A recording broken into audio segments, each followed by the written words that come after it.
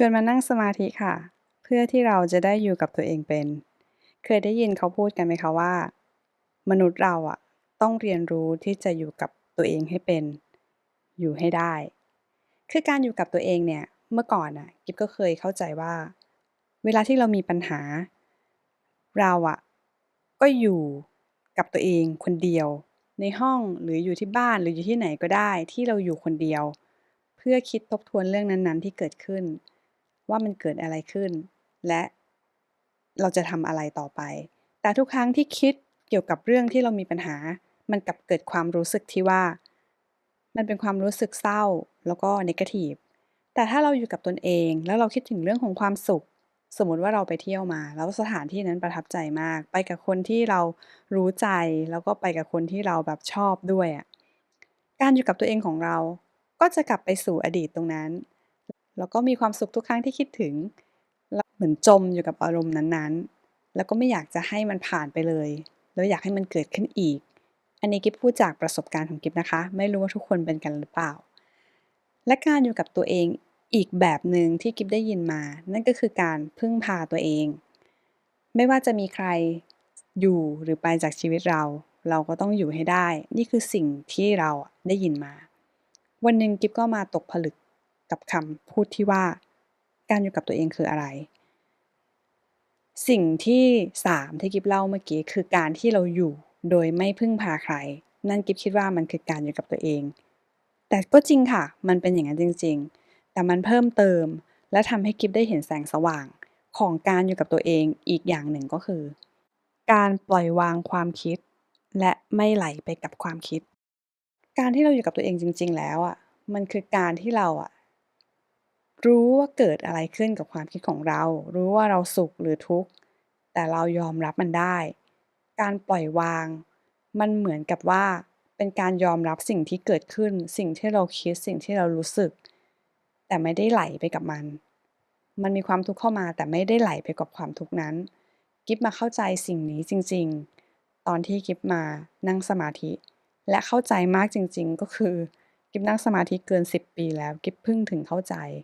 โอ้โฮมันใช้เวลามากจริงๆสำหรับคนโลภแล้วก็กิเลสหนาคนหนึ่งที่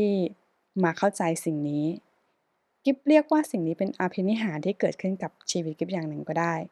พอเราปล่อยวางเรื่องต่างๆได้แล้วอะไม่ว่ามีปัญหาอะไรมาสมมุติมันทุกข์มากเราก็อยู่กับตัวเองเห็นนะว่ามันทุกข์ แต่ว่ายอมรับเราอาจจะเคยทำสิ่งเนี้ยกับใครต่อใครมาก็ได้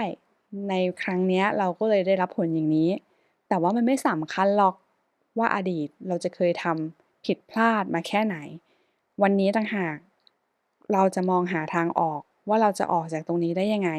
ด้วยปัญญาที่เรามีและสิ่งที่เราจะทำต่อจากนี้ไปเบียดเบียนผู้อื่นให้น้อยที่สุดเนี่ยค่ะ กิ๊บได้สิ่งนี้มา แล้วมันก็ทำให้เราอะมีความยอมรับความจริงได้เร็วขึ้น อันนี้ก็ต้องยอมรับว่ามันเกิดจากที่นั่งสมาธิด้วย เพราะเวลาที่เรานั่งสมาธิเนี่ยกิ๊บจะเห็นความคิดตัวเอง แล้วจะใส่คำว่าทุกข์หนอเสียใจหนอดีใจหนอเนี่ยเกิดตามความคิดใดขึ้นมาก็จะพูดไปตามนี้อย่างที่หลวงพ่อจรัญท่านสอน แต่หากมันฟุ้งซ่านมากๆจนกำหนดอะไรไม่ทันแม้กระทั่งคำว่าฟุ้งซ่านหนอก็กำหนดไม่ทันกิ๊บจะใช้คำว่ารู้หนอทันที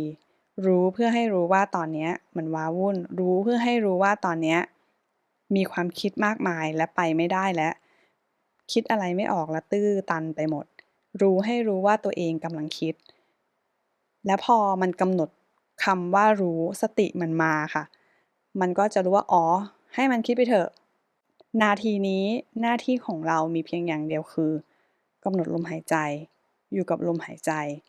ให้ครบนาทีที่ตั้งไว้การที่กิ๊บตั้งนาฬิกาตอนที่กิ๊บนั่งสมาธิโดยส่วนมากเนี่ยเพราะว่ามันเป็นการตั้งสัจจะให้ตัวเองอย่างหนึ่งว่าอ๋อวันนี้จะนั่งแค่นี้นะ15นาทีนะ20นาทีนะหรือใครมีเวลาเท่าไรก็ตามสะดวกมันเป็นสัจจะบารมีอย่างหนึ่งว่าเราจะทำตรงนี้ และสิ่งที่กิ๊บได้จากการตั้งเวลานั่งสมาธิเนี่ย อันนี้ขอเล่าประสบการณ์ส่วนตัวตรงที่ว่าพื้นฐานกิ๊บเนี่ยเป็นคนคิดเยอะคิดวนขี้กังวลมันก็จะมีความคิดวุ่นวายอยู่ในสมองค่อนข้างเยอะพอเราตั้งเวลาไว้เนี่ยเราจะรู้ว่าจุดสิ้นสุดของการที่เราต้องบังคับตัวเองให้อยู่กับความคิดบีบคั้นตัวเองให้เรียนรู้ความคิดเนี่ยมันจะไปจบลงตรงไหนทีนี้พอเราฝึกนิสัยอย่างเงี้ยมันก็เลยชินในการตั้งเวลาที่จะนั่งสมาธิมาจนถึงทุกวันนี้ แต่ประโยชน์ที่มันได้อย่างหนึ่งก็คือว่าเรารู้ว่าเราจะต้องมีเวลาที่จะสิ้นสุดของความคิดแล้วนะที่เราบีบคั้นตัวเองเนี่ยมันรู้สึกว่าพอไปถึงตรงนั้นน่ะแล้วมันมีความสุขอะแล้วเราจับจุดความสุขเล็กๆตรงนั้นน่ะได้ว่าฉันบีบคั้นตัวเองมาตั้ง15นาทีแล้วการอยู่วนๆกับความคิดตัวเองเห็นความคิดตัวเองพยายามแยกมันพยายามไม่ไหลตามมันจากการบังคับจนสามารถทำได้โดยเป็นธรรมชาติ และพอได้ยินเสียงนาฬิกาปุ๊บมันเหมือนแบบ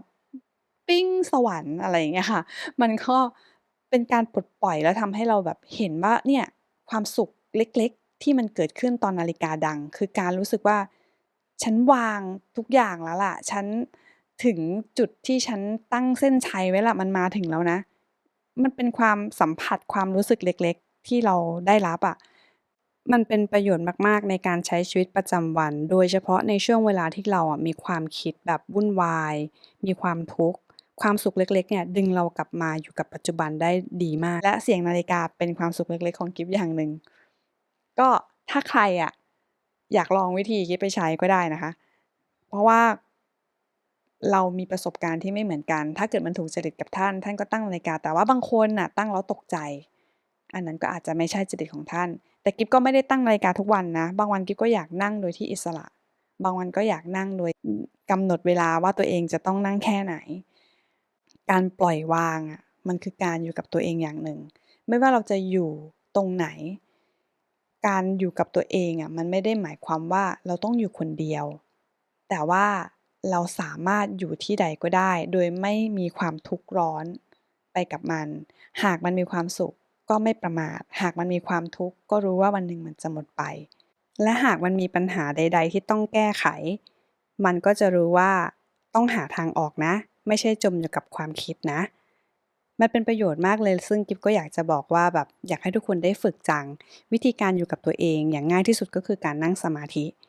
ซึ่งนั่งสมาธิเนี่ยไม่จำเป็นจะต้องนั่งขัดสมาธิเนาะเราจะนั่งท่าไหนก็ได้ เราจะนั่งอ่าเก้าอี้นั่งบนโซฟาหรือยังไงก็ได้ แต่วิธีที่เป็นสากลน่ะก็คือนั่งตามที่กิ๊บนั่งในคลิปอะมันเป็นท่านั่งสากลเพื่อให้เรามีฐานที่มั่นคงแต่ความจริงแล้วการทำสมาธิไม่กำหนดท่าทำได้แม้กระทั่งท่านอน สิ่งที่กำหนดก็คือลมหายใจและความคิดที่เราจะไม่วิ่งไหลตามความคิดของเรา แล้วเมื่อทำบ่อยๆเข้าเนี่ยมันก็จะกลายเป็นความชำนาญและความเคยชินเมื่อที่เราต้องอยู่ในภาวะที่เรารู้สึกแบบความไม่มั่นคงทางอารมณ์อะเราจะกลับมาเป็นตัวเองได้ง่ายมากเนี่ยค่ะคือการอยู่กับตัวเองอย่างที่แท้จริงคือไม่พึ่งพิงว่าคนอื่นต้องทำถูกใจเรานะคนนั้นต้องทำอย่างงี้ฉันถึงจะมีความสุขเราต้องทำให้ถูกใจเขานะเราจะไม่รู้สึกว่าสิ่งที่เราทำอะมันจะต้อง เพื่อถูกใจใครแต่มันจะทำไปเพื่อความถูกต้องและเป็นประโยชน์ต่อตัวเราและไม่เบียดเบียนใครและจะเป็นการดีขึ้นไปอีกหากสิ่งนั้นยังประโยชน์แก่ผู้อื่นได้ด้วยวันนี้ก็ขอแชร์เกี่ยวกับการอยู่กับตัวเองให้เป็นในคลิปนี้ไว้เท่านี้นะคะท่านที่มีความเห็นอย่างไรก็คอมเมนต์มาคุยกันได้นะคะ ประโยชน์จากการแชร์ในเรื่องของท่านอาจจะเป็นประโยชน์ให้กับผู้ที่ได้มาอ่านพบเจอในคอมเมนต์ก็ได้สำหรับวันนี้สวัสดีค่ะ